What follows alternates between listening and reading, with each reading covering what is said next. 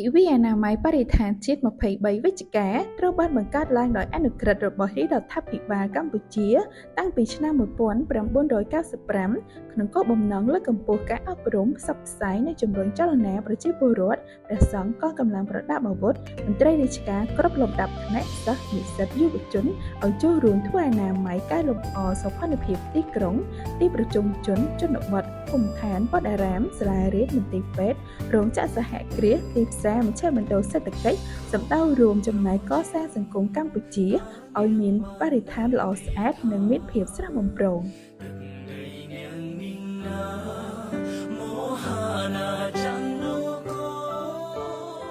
ដើម្បីរួមចំណែកឲ្យកាន់តែទូលំទូលាយនៅថ្ងៃទី25ខែវិច្ឆិកាឆ្នាំ2025មន្ទីរបរិស្ថានខេត្តកំពតបានរៀបចំព្រះរាជទិវាអនាម័យបរិស្ថានជាតិ23វិច្ឆិកាព្រមប្រធានបទទម្លាប់ស្អាតគ្រួសារស្អាតបរិស្ថានល្អ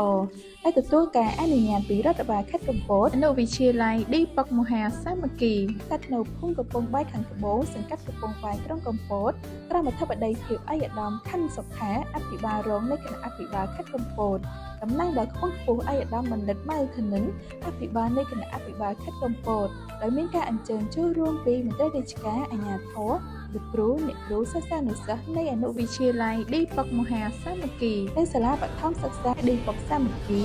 យុវជនកាយរដ្ឋកម្ពុជាយុវជនកាកបាទក្រហមកម្ពុជាយុវជនសហភាពសហព័ន្ធកម្ពុជាវិស័យឯកជនប្រជាការពារនិងប្រជាពលរដ្ឋសរុបចំនួន460នាក់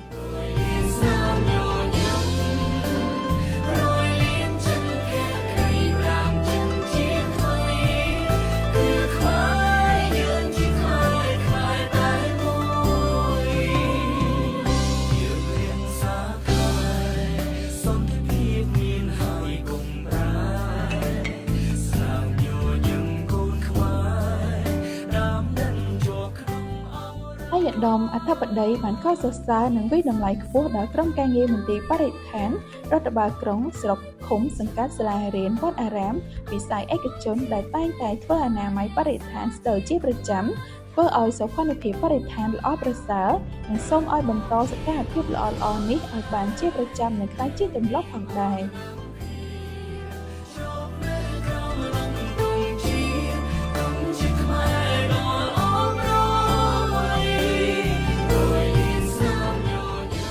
ក្នុងពិធីអបអរសាទរទិវាអនាម័យបរិស្ថានជាតិ23វិច្ឆិកាឆ្នាំ2025នេះពេលនេះមិនត្រឹមតែប្រារព្ធនៅទីនេះទេគឺថែមទាំងមានរដ្ឋបាលក្រុងស្រុកចំនួន3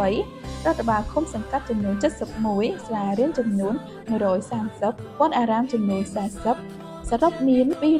244ប្រតិបត្តិការអ្នកចូលរួមសរុបជាង 40000 នាក់និងប្រមូលសម្រាមបានសរុបចំនួន15តោន